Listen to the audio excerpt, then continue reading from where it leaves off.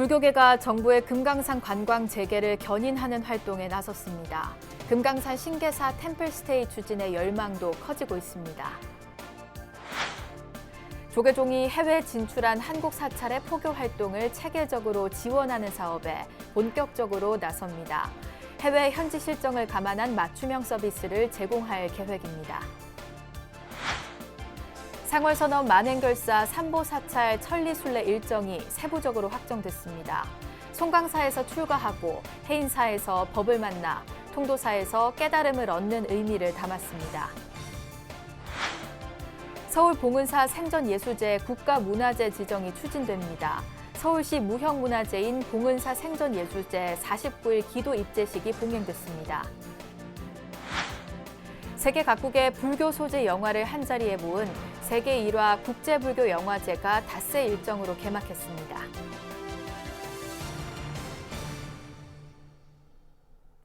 여러분 안녕하십니까? 8월 27일 금요일 BBS 뉴스입니다. 남북 화해와 교류의 상징인 금강산 관광 재개에 불교계의 열망이 큰 가운데 조계종이 남북 불교 교류를 재점화하는 데 다시 힘을 내고 있습니다. 금강산 관광이 현실화되면 조계종의 1순위 대북교류 사업인 금강산 신계사 템플스테이 추진도 가시화될 전망입니다. 첫 소식 정영석 기자입니다. 불교계가 남북 경협의 상징인 금강산 관광 재개를 이끄는 활동에 돌입했습니다. 조계종의 금강산 관광 재개 발언 캠페인, 총무원장 원행 스님이 대규모 서명운동에 동참했습니다.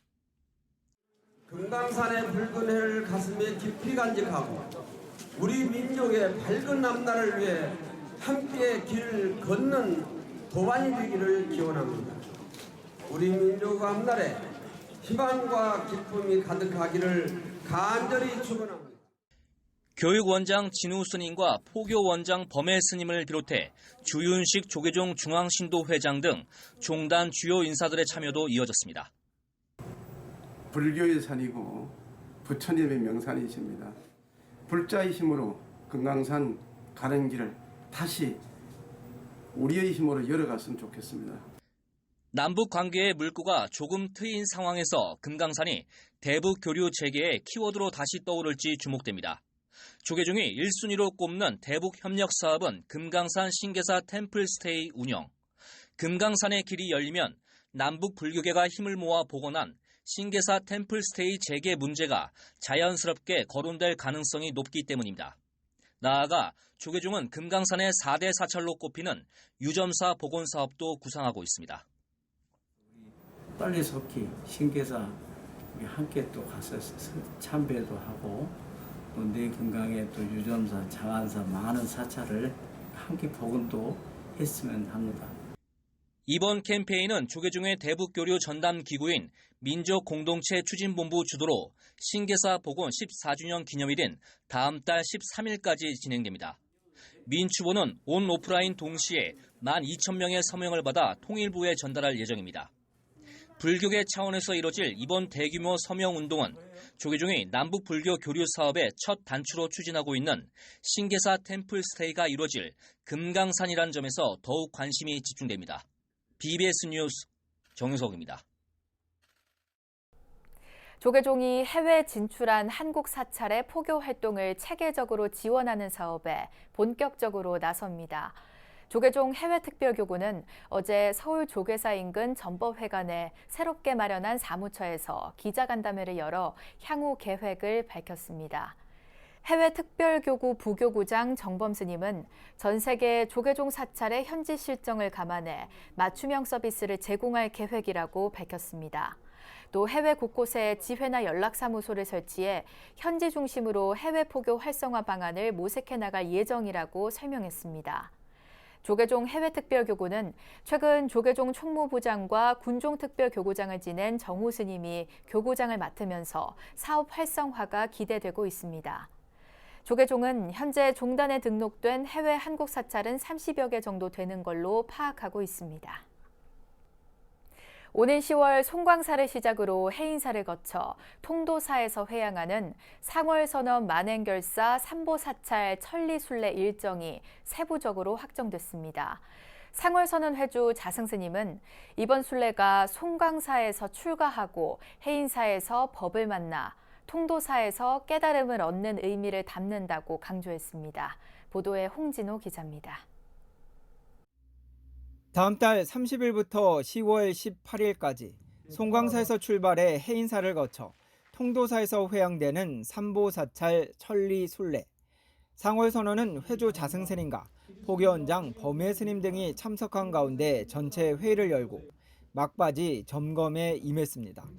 회주 자승스님은 삼보의 존중과 존귀함을 사부대중에게 널리 알리며 출가 구법 깨달음을 모두가 함께 이뤄나가자는 이번 순례의 본뜻을 거듭 강조했습니다.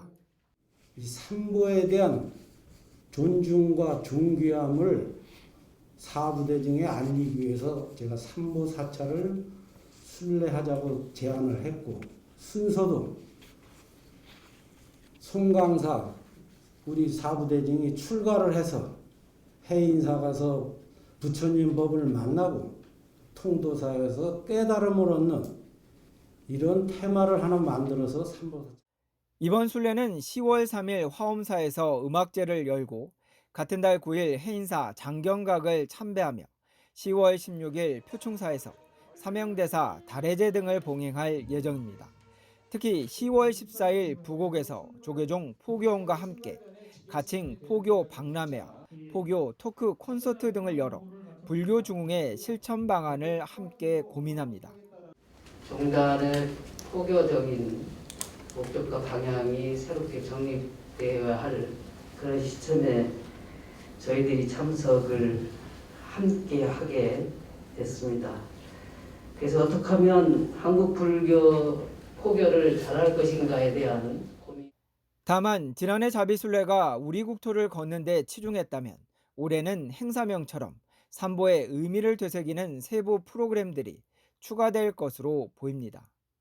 지난해는 사찰을 최대한 멀리 피해서 사중에 피해를 끼치지 않는 예진 곳으로만 돌아서 사찰과 무관하게 순례를 했지만 이번에는 많은 사찰을 경유하게 되고 삼보 사찰의 중심인 법부 사찰에서 단순히 장경각 참배만 하고 헤어진다는 것은 법부 사찰의 취지를 살리는 데 미흡하다고 봅니다.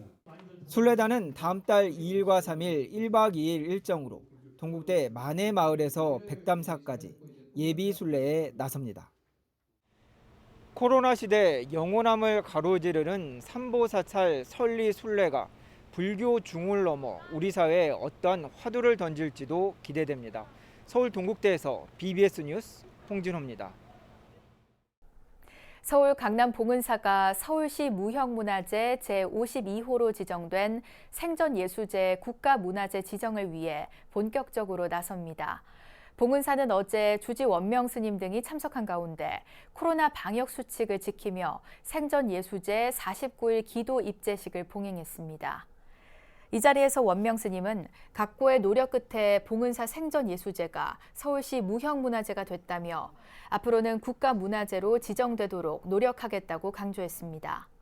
봉은사 생전예수제 49일 기도는 다음 달 1일부터 매주 일요일 법왕루에서 보시와 지계, 인욕, 정진, 선정, 지혜, 육바라밀에 맞춰 봉행될 예정입니다. 봉은사는 매 제마다 천도제를 올릴 예정이며 다음 달 13일과 14일에 불교 의례 전통 방식으로 생전예수제를 회향할 방침입니다. 이와 함께 봉은사는 10월 9일 오후 1시 제3회 생전예수제 세미나를 열어 국가지적 문화재 지정을 위한 학술적 성과를 대중에 알릴 방침입니다. 세계 각국의 불교 소재 영화를 한자리에 모은 세계 1화 국제불교 영화제가 서울에서 막을 올렸습니다. 너와 내가 하나, 만물이 하나란 메시지와 함께 불교적 가치관이 스며든 영화를 통해 문화 향유와 마음 돌봄의 기회가 될 전망입니다. 김호중 기자가 보도합니다. 세계는 결국 한 송이 꽃임을 알리는 세계 1화 국제불교영화제가 작지만 위대한 첫 발걸음을 내디뎠습니다. 제1회 세계 1화 국제불교 영화제의 개막을 선언합니다.